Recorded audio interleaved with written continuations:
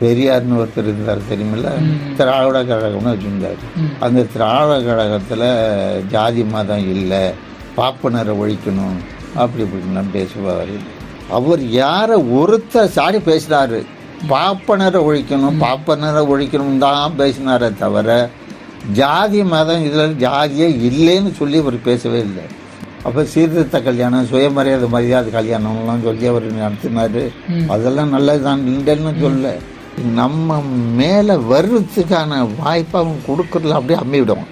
கக்கல்லாம் இருந்தார்ல, அந்த அவர் பேரெல்லாம் கொண்டர மாட்டாங்க வெளியில், அப்படியே டம்மி பண்ணி விடுவாங்க.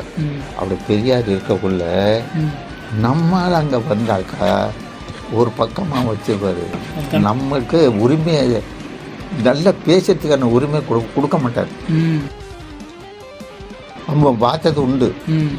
அது பேச்சு அளவில் இருக்குமே தவிர மனசு அளவில் சரி அந்த ஆளை பொறுத்து வைக்கிறது பொறுப்பில் கொடு, அவன் இருக்கட்டும் அப்படின்னு சொல்ல மாட்டாங்க.